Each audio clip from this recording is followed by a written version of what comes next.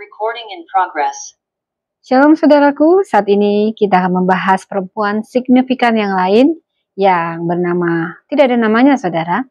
Dia tidak bernama namun dicatat dalam firman. Saya memberi judul hari ini, Perempuan Sunem, Keramatamahan yang mengundang mujizat. Perempuan biasa dipakai luar biasa oleh Tuhan. Kita bisa membaca kisahnya dari 2 Raja-Raja 4. Ayat 8-37. Perempuan ini tidak disebut seorang pemimpin, tetapi tindakannya menuntun pada perubahan besar. Saudara, perempuan ini seorang perempuan Sunem, asalnya dari kota Sunem. Bukan seorang pengkhotbah, tapi dia sering mengajarkan bahwa menyambut hadirat Allah itu bisa membuka jalan bagi mujizat. Di tengah kesehariannya, dia hanyalah sebagai seorang istri. Namun dia seorang perempuan kaya di Sunem. Dia mengenali sesuatu yang ilahi dalam perjalanan Nabi Elisa. Ia tidak meminta apapun, tidak kekayaan, tidak ketenaran, tidak anak, namun dia memberi tanpa pamrih. Dia membuka ruang kecil di rumahnya untuk sang Nabi Elisa. Dan Tuhan membuka rahimnya yang tertutup. Saudara, namun cerita ini tidak berhenti pada sukacita. Ada di waktu tertentu anak yang dijanjikannya mati di pangkuannya, tetapi ia tidak tinggal dalam kepanikan. Dia tenang dan berkata pada suaminya, semua baik saja. Karena di balik ketenangannya, perempuan Sunem ini memiliki imannya yang sedang bekerja. Dan melalui keledai dan air mata, dia menuju sumber hadirat, bukan solusi instan. Dan karena imannya, anaknya pun bangkit kembali. Dalam keheningan tindakannya, surga bergerak. Saudara, saya harus menceritakan latar belakang dan konteks Alkitabiah dari kisah perempuan Sunem ini. Sunem adalah kota di wilayah suku Isakar. Di masa itu, perempuan memiliki keterbatasan dalam masyarakat patriarkal.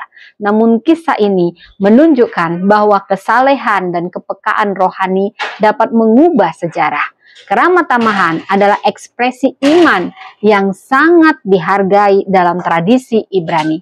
Dengan menerima hamba Tuhan, perempuan Sunem secara tidak langsung menyambut Allah sendiri. Saudara, di sini memang ada kehadiran suami dari perempuan Sunem, namun terkesan pasif.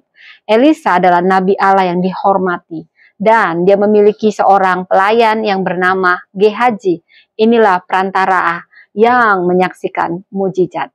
Jadi perempuan ini merupakan bagian dari narasi besar karya penyelamatan Allah dari penyambutan hadirat ke lahirnya janji hingga kebangkitan hidup. Saudara, bila kita membaca dari 2 Raja-Raja 4 ayat 8 sampai 35, maka kita tahu dimulai dari penyediaan ruang, keramatamahan rohani, inilah yang membuka jalan bagi kehadiran ilahi. Janji anak, berkat datang tanpa harus diminta. Ketika hati kita tulus memberi. Respon saat kritis, iman tidak bergantung pada keadaan.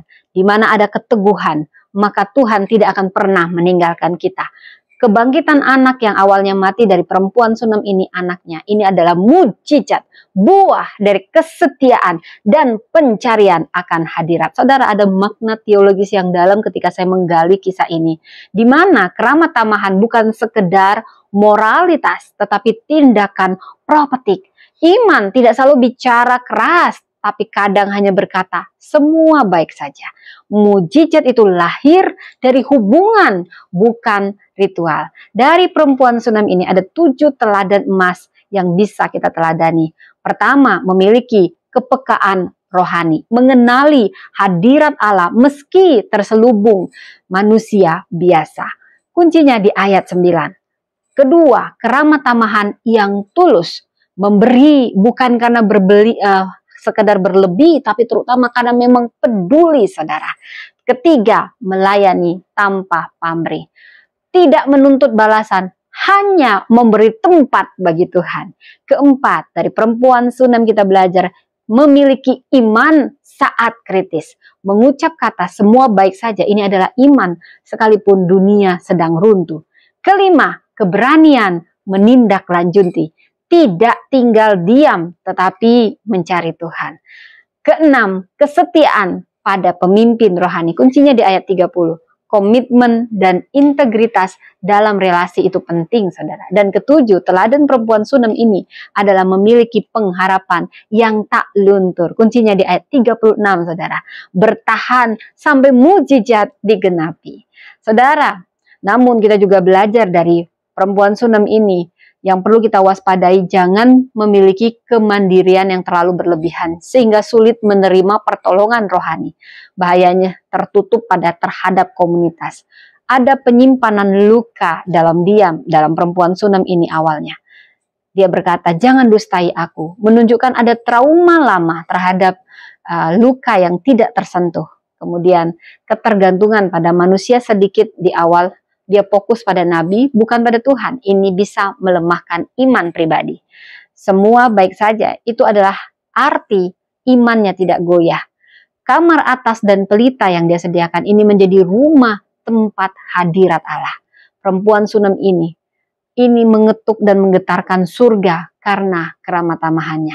Saudara, hadirat Allah tidak akan tinggal di tempat yang tidak disiapkan. Dari kisah ini kita belajar, keramat tamahan dapat membuka akses bagi Allah bekerja. Kamar kecil sekecil apapun dapat menjadi ruang besar mujizat. Yang kecil, yang tersembunyi, ini bisa menjadi tempat transformasi besar. Dan pelita tidak akan padam jika dinyalakan dengan iman.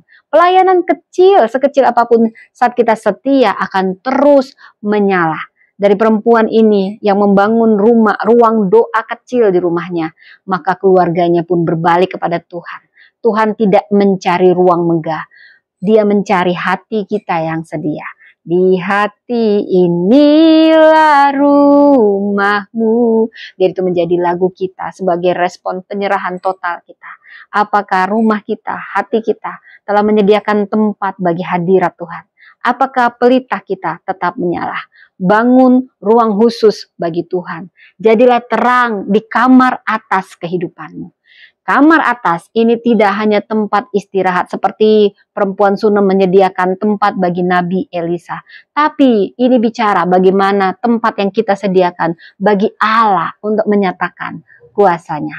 Seperti perempuan Sunem, kita telah menyediakan kamar atas dalam pelayanan kita. Di mana di kamar itu pelita, kasih, doa, dan pewahyuan terus menyala. Di situ Tuhan akan membangkitkan yang mati, melahirkan generasi, menyatakan mujizat. Dan setiap orang yang kita layani menjadi pembawa terang bagi generasinya. Mungkin saat ini Anda berpikir Anda bukan siapa-siapa. Tetapi Tuhan akan menyediakan tempat bagi segala raja. Apa yang kecil di tangan kita akan dijadikan besar oleh Tuhan. Kita adalah pelita di kamar atas. Perempuan biasa yang dipakai luar biasa oleh Tuhan. Ingat, seperti perempuan Sunem yang menunjukkan bahwa dia memiliki hati yang peka, rumah yang terbuka, iman yang teguh. Ini dapat menjadi ruang pergerakan kuasa Tuhan. Ruang kecil apapun ini bisa menjadi tempat mujizat besar. Pelita di kamar atas tidak akan padam. Keramat tamahan kita akan membuka pintu mujizat, membuka langit. Ketika iman kita bisa berkata dalam keadaan kritis, semua akan baik dalam Tuhan. Ini menunjukkan iman yang kokoh, yang tidak bersuara pun bisa menggetarkan surga. Pertanyaannya, apakah kita telah menyediakan ruang bagi Tuhan dalam hidup dan rumah kita? Apa bentuk keramat tamahan terhadap hadirat Tuhan? Bagaimana respon kita saat kehilangan atau krisis? Apakah kita masih menyala sebagai pelita di kamar atas? Siapa yang bisa merasakan hadirat Tuhan lewat kita? Katakan, Tuhan jadikan aku seperti perempuan Sunem. Ajar aku memberi bukan karena aku punya, tapi karena aku peka. Ajari aku membangun ruang dalam hatiku bagi hadirat-Mu. Dan ketika aku kehilangan, ajar aku berkata, semua baik saja di dalam Tuhan. Ketika pelitaku hampir padam, tiupkanlah kembali nyalamu dalam hidupku. Aku perempuan biasa, tapi di tangan-Mu aku percaya Kau bisa pakai aku luar biasa. Amin. Jadilah sesuai iman kita. Tuhan memberkati.